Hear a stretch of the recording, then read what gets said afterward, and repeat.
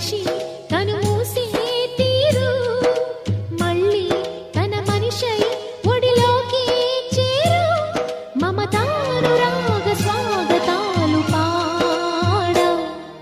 నవ్వు